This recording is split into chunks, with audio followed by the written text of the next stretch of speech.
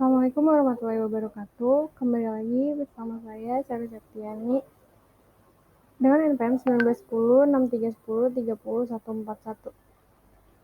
Kita bertemu di pertemuan kelima dan membahas tentang perencanaan laba. Perencanaan laba dicapai melalui penyusunan sejumlah anggaran yang jika disatukan, anggaran-anggaran ini akan menjadi anggaran induk. Anggaran induk ini merupakan alat manajemen yang sangat penting untuk mengkomunikasikan rencana-rencana manajemen untuk mengalokasikan sumber daya dan mengkoordinasikan aktivitas. Apa sih penganggaran itu? Menurut Mardiasmo, anggaran merupakan estimasi kinerja yang hendak dicapai selama waktu tertentu yang dinyatakan dalam ukuran finansial.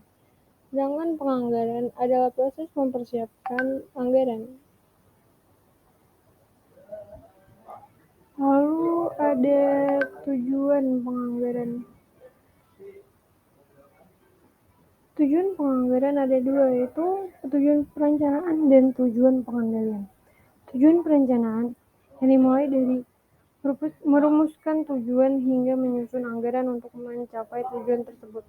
Lalu tujuan pengendalian, yaitu tujuan ini digunakan untuk memastikan rencana yang telah dibuat dijalankan dengan tepat. Sistem anggaran yang efektif harus mencakup dua hal yang saya sebutkan tadi. Lalu di sini ada manfaat penganggaran.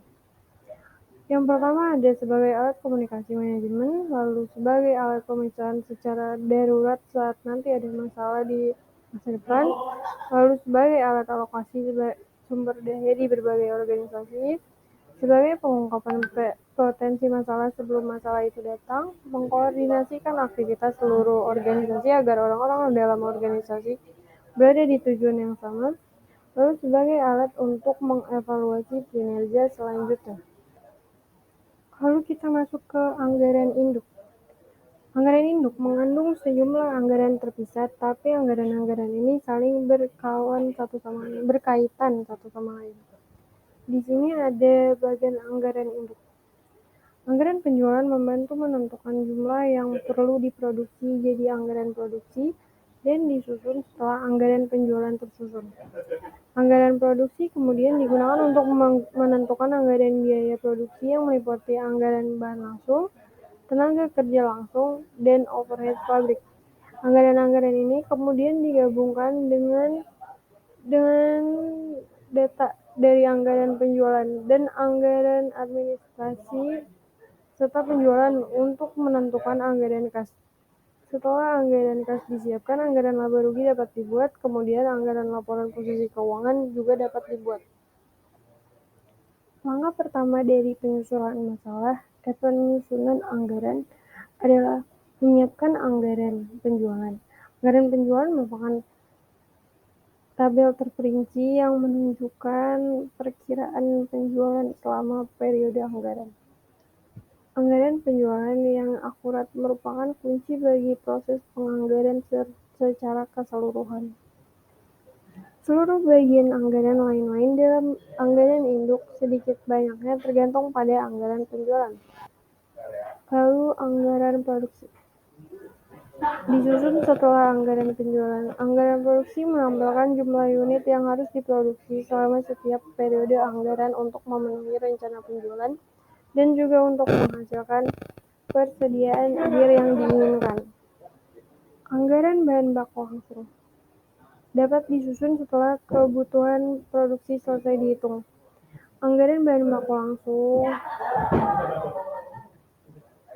menunjukkan secara terperinci bahan mentah yang harus dibuat untuk memenuhi anggaran produksi dan untuk memenuhi jumlah persediaan yang memadai. Kalau tadi kita sudah membahas tentang anggaran produksi dan anggaran bahan langsung, itu merupakan anggaran yang disusun oleh perusahaan manufaktur. Lalu bagaimana dengan perusahaan dagang? Perusahaan dagang itu menyusun anggaran pembelian barang dagang, yang mana anggaran ini menunjukkan jumlah barang dagang yang akan dibeli dari pemasok selama periode tertentu.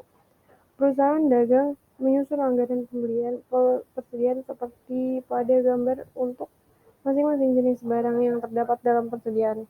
Misal, saya punya usaha dagang yang menjual produk-produk IT, maka usaha dagang saya ini harus menyusun anggaran pembelian, persediaan laptop, atau persediaan komputer yang lainnya. Anggaran tenaga kerja langsung menunjukkan jumlah jam tenaga kerja langsung yang dibutuhkan untuk anggaran produksi. Lalu ada anggaran BOP atau overhead manufaktur, menunjukkan schedule seluruh biaya BOP pada periode anggaran tersebut. Dan di sini ada yang klise, yaitu anggaran kas. Terdapat 4 bagian, yaitu bagian penerimaan kas, pengeluaran, kekurangan dan kelebihan kas, lalu pendanaan. Sekiranya itu yang dapat saya sampaikan, kurang lebihnya mohon maaf. Terima kasih. Wassalamualaikum warahmatullahi wabarakatuh.